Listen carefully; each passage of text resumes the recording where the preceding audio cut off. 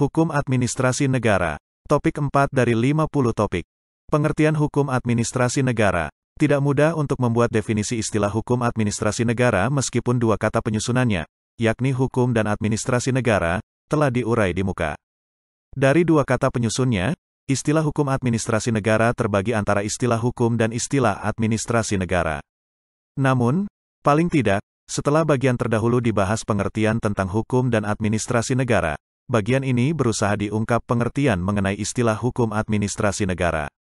Di Belanda, digunakan istilah administratifrecht atau bestuursrecht.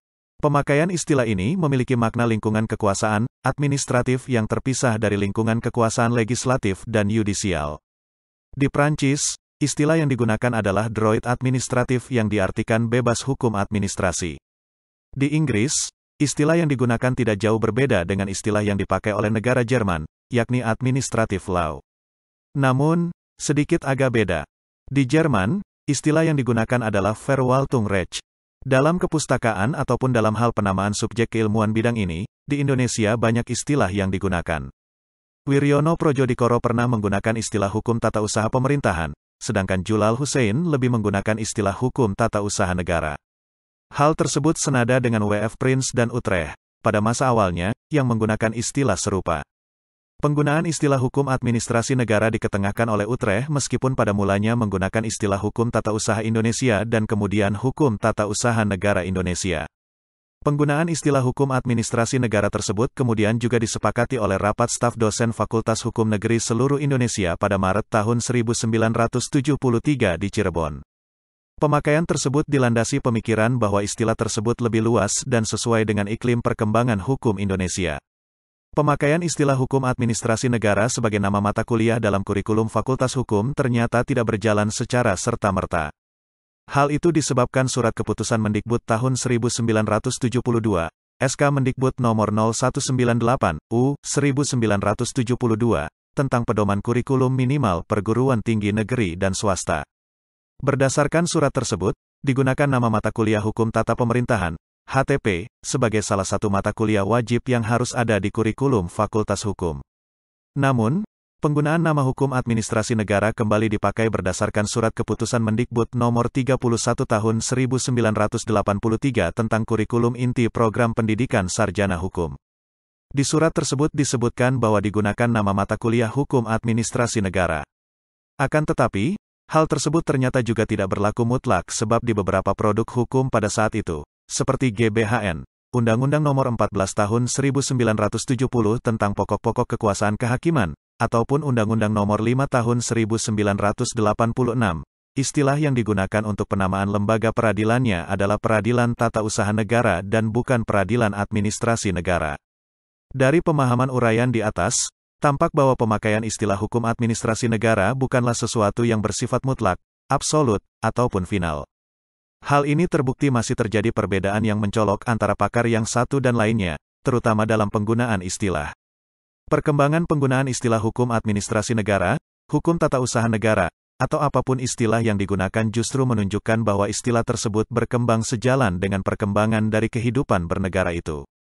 Dari fakta pemakaian istilah yang berbeda sesuai perkembangan bernegara, pengertian hukum administrasi negara pun berbeda antara satu pakar dan pakar lainnya. Perbedaan pengertian tersebut bisa dimengerti karena hal tersebut sangat bergantung pada sudut pandang dan luas wilayah yang dibicarakan dalam hukum administrasi negara. Seperti dalam memahami pengertian hukum, ada beberapa pakar yang melihat hukum administrasi sebagai suatu sekumpulan norma. Salah satunya adalah L.J. van Apeldoorn yang menafsirkan pengertian hukum administrasi negara sebagai segala keseluruhan aturan yang harus diperhatikan oleh setiap pendukung kekuasaan yang diserahi tugas pemerintahan tersebut. Jadi, dalam penafsiran ini, L.J. van Apeldoorn menitikberatkan hukum administrasi negara lebih pada aturan atau norma yang mengatur kekuasaan negara itu sendiri. Satu hal yang harus diperhatikan sebagaimana dijelaskan di atas adalah hubungan antara negara dan masyarakat itu hubungan yang istimewa. Karena itu, sesungguhnya hukum administrasi negara bukan hanya merupakan seperangkat aturan, tetapi harus mengatur pula hubungan istimewa tersebut. Hal tersebut sesuai dengan pendapat Logeman dan Utrecht yang melihat dan memaknai hukum administrasi negara sebagai seperangkat norma-norma yang menguji hubungan hukum istimewa yang diadakan untuk memungkinkan para pejabat administrasi negara melakukan tugas mereka yang khusus. Pendapat ini didukung oleh J.M. Baron de Grando yang menyatakan bahwa objek hukum administrasi adalah hal-hal yang secara khusus mengatur hubungan timbal balik antara pemerintah dan rakyat sehingga titik berat objek hukum administrasi negara ada pada hubungan istimewa tersebut sehingga perlu ada dalam norma peraturan. Pendapat Logeman didasarkan pada kenyataan bahwa terdapat satu hubungan istimewa antara negara dan rakyat. Secara alami, sebenarnya tidak ada hubungan di antara keduanya. Akan tetapi, melalui norma-norma yang terbentuk, terjadilah satu hubungan istimewa antara negara dan rakyatnya yang memungkinkan negara untuk melakukan tindakan-tindakan yang harus dipatuhi oleh rakyat selaku warga negara. Pandangan lain yang masih menitikberatkan sekumpulan norma adalah pendapat dari J.H.P. Beltefroid yang memaknai hukum administrasi negara sebagai keseluruhan aturan-aturan tentang cara bagaimana alat-alat pemerintahan, badan-badan kenegaraan, dan majelis-majelis pengadilan tata usaha hendak memenuhi tugasnya. Pandangan J.H.P. Beltefroid ini masih berlandaskan satu hubungan istimewa antara negara dan rakyatnya. Akan tetapi, pandangan ini lebih khusus menitikberatkan adanya jalinan di antara alat-alat pemerintah yang secara bersama dan terkoordinasi dalam satu jalinan untuk melaksanakan tugas-tugas konstitusionalnya.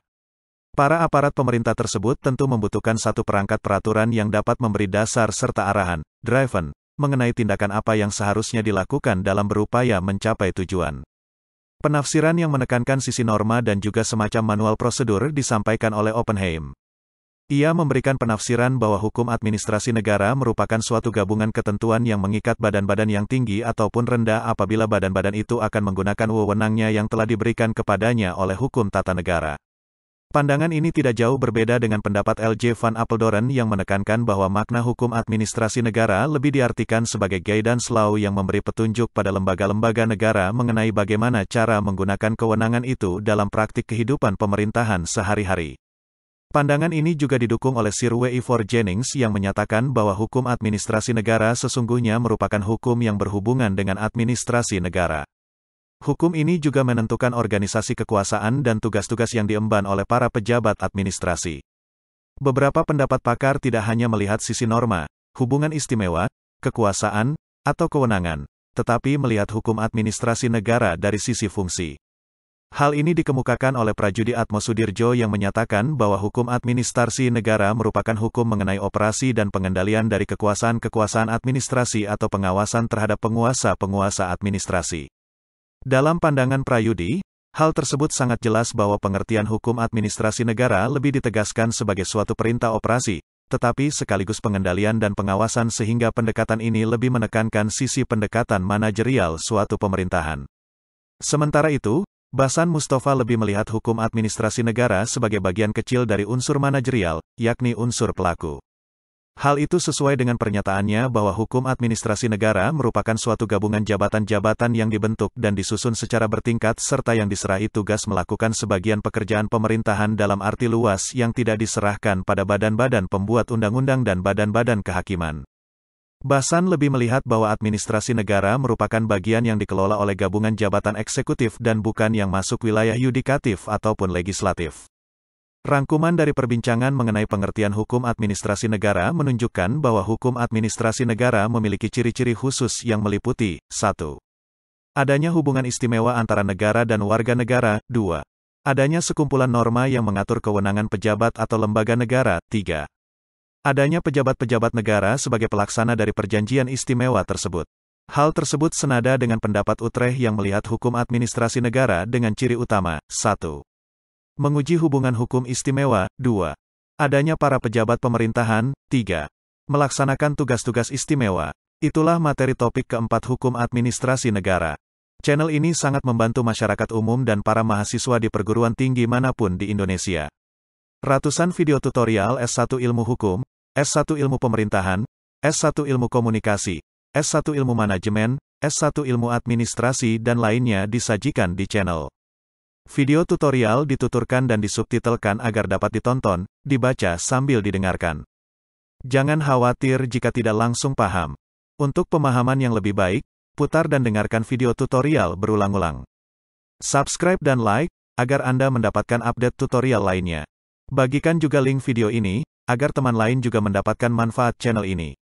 Sampai jumpa.